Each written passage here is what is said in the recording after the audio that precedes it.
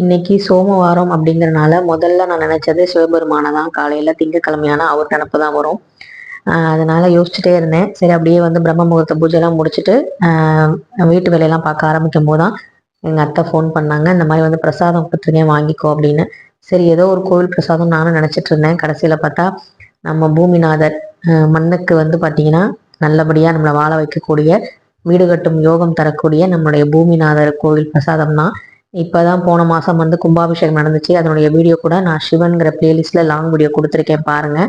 அதில் தான் வந்து பூமி பூஜை வந்து பண்ணுறது, பூமிக்கு வந்து மண் பரிகாரம் செய்கிறது, இதெல்லாம் ரொம்ப ரொம்ப விசேஷமான ஒரு பரிகாரம். இது வந்து செஞ்சுட்டு நிறைய பேர் வீடு கட்டியிருக்காங்க.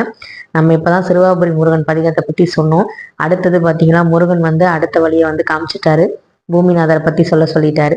ஸோ உங்களுக்கு வந்து அடுத்தடுத்து வழி வந்து பிறக்கும். கண்டிப்பாக வீடு கட்டுறவங்க யாரெல்லாம் நினைக்கிறீங்களோ கண்டிப்பாக அந்த சிவபெருமானோட அருளோடையும் அந்த முருகப்பெருமானோட அருளோடையும் நல்லபடியாக வந்து வீடு கட்டும் யோகம் வந்து உண்டாகும். இதில் வந்து இன்னொரு விஷயம் நான் அடிக்கடி சொல்லுவேன் குலதெய்வத்தை பற்றி. அது சொல்லும்போது கூட நிறைய பேர் வந்து நினச்சிருப்பீங்க என்ன எப்போ பார்த்தாலும் குலதெய்வங்கிறாங்க அப்படின்னு. ஆனால் இதை பார்க்கும்போது எனக்கே ஆச்சரியமாக இருந்துச்சு. தலைவாசல் கதவில் குலதெய்வம் வாசம் செய்யும் சொல்லி அந்த புக்கில், கோவிலில் கொடுத்த புக்கில் போட்டிருந்துச்சு. அதை எனக்கு பார்த்தோன்னே ரொம்ப சந்தோஷமா இருந்துச்சு. நம்ம சொல்ற விஷயம் கரெக்டாக தான் இருக்கு, நம்ம தப்பா எதுவும் சொல்லலை, இல்லாததை எதுவும் சொல்லலை அப்படின்னு சொல்லி நானே மனசுல வந்து சிவபெருமானுக்கு நன்றி சொல்லிட்டேன். இதுல இருந்து என்ன தெரியுது அப்படின்னா, நீ சரியான பாதையில தான் போயிட்டு இருக்க, நீ நல்லதுதான் செஞ்சுட்டு இருக்க அப்படின்னு சிவபெருமானே எனக்கு ஆசீர்வாதம் பண்ண மாதிரி நான் உணர்ந்தேன். அப்புறம் வந்து சந்தனம், சந்தனம், அபிஷேக தீர்த்தம், அதுக்கப்புறம் வந்து பூக்கள், இது எல்லாமே கொடுத்தாங்க. இதுல முக்கியமா வந்து பாத்தீங்கன்னா கல்கண்டு, திராட்சை இதெல்லாமே வந்து கொடுத்துருந்தாங்க. அதோட முக்கியமான ஒரு பொருள் என்னன்னா நெல்லிக்கனியும் இலந்தை பழமும் வந்து பார்த்தீங்கன்னா இன்னைக்கு வந்து அந்த அபிஷேகம் பண்ண நெல்லிக்கனியும் இலந்தை பழமும் வந்து கொடுத்துருந்தாங்க. அதை வந்து எங்கள் அத்தை வந்து என்னை சாப்பிட சொன்னாங்க. ஸோ நாங்கள் 2 பேருமே வந்து சாப்பிட்டோம். ரொம்ப ரொம்ப சந்தோஷமா இருந்துச்சு.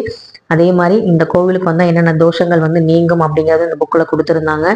அப்புறம் வேல்மாறல் வந்து இருந்துச்சு, குலதெய்வத்தை பற்றி வந்து இருந்துச்சு. கோவிலுக்கு போகலை, விளக்கு ஏற்றலை, ஓம் நம சிவாயன்னு கூட சொல்லலை. ஆனால் சிவபெருமானுடைய ஆசி கிடைக்கணும்னா யார் தடுத்தாலும் அது கண்டிப்பாக கிடைக்கும். ஓம் நம சிவாய. இந்த வீடியோ பிடிச்சிருந்தா லைக் பண்ணுங்க. இந்த பூமிநாதர் கோவிலை பற்றி சிவன்கிற பிளேலிஸ்ட்ல இருக்கும் பாருங்க. நன்றி, வணக்கம்.